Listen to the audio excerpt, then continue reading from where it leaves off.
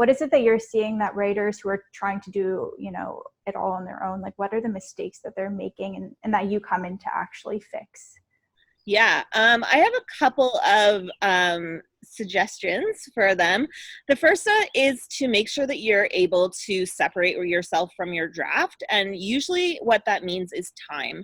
So this means that you really want to be able to read your draft as if you're a first-time reader of that story, rather than the writer who knows all of the backstory and what you meant to say, rather than what's sometimes on the page.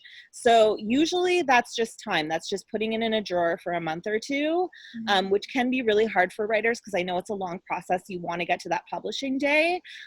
So just taking as much time as you possibly can. My suggestion there is to start a second project to take up that time, to take up that need to write. The second thing that I want to suggest is to use all of your free resources before you go to a professional. There's so many resources available to writers in terms of writers groups, either online or in person, friends and family who can read it. I don't always think that they're the most impartial judges, but they can also just tell you whether or not the story makes sense, whether there are big pieces missing. If your friends and family finish the book and can't answer fundamental questions about what sort of journey your character was on and stuff like that, you know that there might be some problems there. So just letting other people read your work, I think a writer's group with other writers is the ideal, but if you're not open to doing that, then just getting anyone to read your story.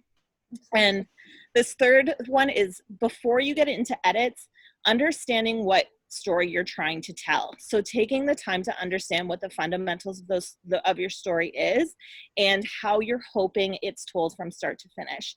So that's in terms of the plot, the conflict, the character development, all of those elements, and just taking some time to sit down and map those out. And the most important one of those is that your story should be trying to answer a fundamental question, whether that question is about the plot. So it could be, will Billy get to the magic city and find the wand? Or it could be an internal thing. Will he come out of being a teenager and become an adult? It can, whatever the question of the story is, you should know what that is before you start the editing process. And the last thing I suggest is one thing that I see a lot, is that writers sometimes think that they can do it all by themselves. Like you said, just understanding that there are going to be some fundamental parts of editing that you need to let other people do, and you need to have other eyes on your story.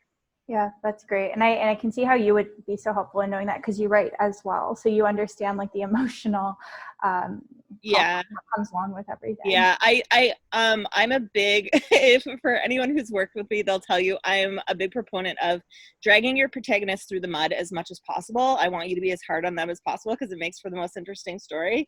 And also, I'm not scared to tell people to kill their babies. I know that in my own writing, when I went to writing school, we had a big recycle bin that was about the size of a person, and it was full every single day of drafts for people, of just our teachers being like, start again from page 1. And you have to kind of get used to the fact that that wasn't wasted time, and like that the spirit of those pages can still be in your story without an actual scene or chapter or whatever it is being in your story. So you have to be willing to say, this isn't working, I need to start again.